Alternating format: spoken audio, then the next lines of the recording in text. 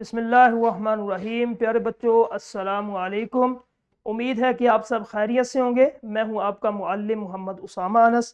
آج کا ہمارا بی لفٹ ہے 35واں، جس کا تسلسل یقیناً آپ نے کر لیا ہے، اور آج کا ہمارا کام حاصل تعلم جو ہے طویل عبارت کو درست تلفظ کے ساتھ پڑھ سکے۔ ٹھیک ہے، تو چلتے اپنے سبق کی طرف۔ ہم نے کیا کرنا ہے آج؟ طویل عبارت کو بغیر ہچکچاہٹ کے پڑھنا، الفاظ کا درست مخرج، اس کے ساتھ ہم نے اس لفظ کو نکالنا ہے، اور رموز اوقاف، وقوف، سکتہ وغیرہ کا خیال کرنا۔ ٹھیک ہے، ہم نے کوئی بھی عبارت ہے، طویل ہے، لمبی ہے، 1 پیج کی، 2 پیج کی، 3 صفحات پہ مبنی ہے، وہ اس کو ہم نے بغیر رکے، بغیر ٹھہرے پڑھتے جانا۔ ٹھیک ہے، اور جب ہم نے پڑھنا ہے اس کا مخرج، یعنی کہ منہ سے جو نکلنے والا لفظ، اس کو مخرج کہتے ہیں۔ ٹھیک ہے، اس کو صحیح طریقے سے ہم نے نکالنا ہے، زبر زیر پیش کا خیال کرنا ہے، جس کو تلفظ کہتے ہیں۔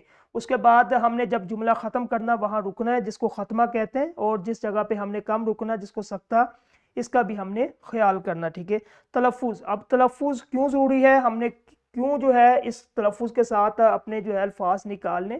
تلفظ جو اگر غلط ہوگا تو معنی اس کا بدل جاتا ہے۔ ٹھیک ہے، سابقہ لیکچر میں نے آپ کو بتایا تھا، اس کی مثال دی تھی، آئین کے اوپر زبر لگائیں گے تو معنی چینج ہوگا۔ اگر وہی ایک لفظ ہے، ٹھیک ہے، یہ دونوں لکھنے میں ایک ہی ہے، املا ان کا ایک ہی ہے، لیکن زبر زیر سے ان کا معنی چینج ہو جائے گا۔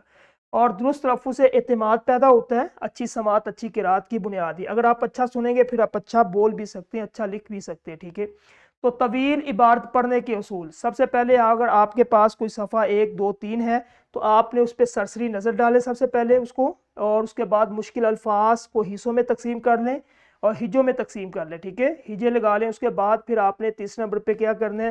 سانس کی ترتیب اور ٹھہراؤ کا خیال کرنا، اور اس کو روانی کے ساتھ پڑھتے جانا، جس طرح یہ ایک عبارت ہے آپ کے سبق سے لی گئی ہے۔ اسی طرح جو ہے کلاس کے اندر جتنے اساتذہ ایک ایک عبارت جو ہے ایک آپ خود پڑھیں گے، باقی پوری کلاس میں سے ایک ایک بچہ اٹھائیں اور 2 2 3 3 لائنیں دیں، تاکہ بچہ اچھے طریقے سے اس کو روانی سے پڑھ سکے۔ یہ میں پڑھتا ہوں۔ بولا، خان صاحب کے پیٹ میں درد ہے، سینک کے لیے ربڑ کی تھیلی مانگی ہے۔ خان صاحب تھیلی لینے خود آگے ہوتے تو بالکل جدا بات تھی، لیکن ایسے وقت کسی ملازم سے 2 4 ہونا اور آداب و تکلفات کو ملحوظ رکھنا بڑی ٹیڑھی کھیر ہے۔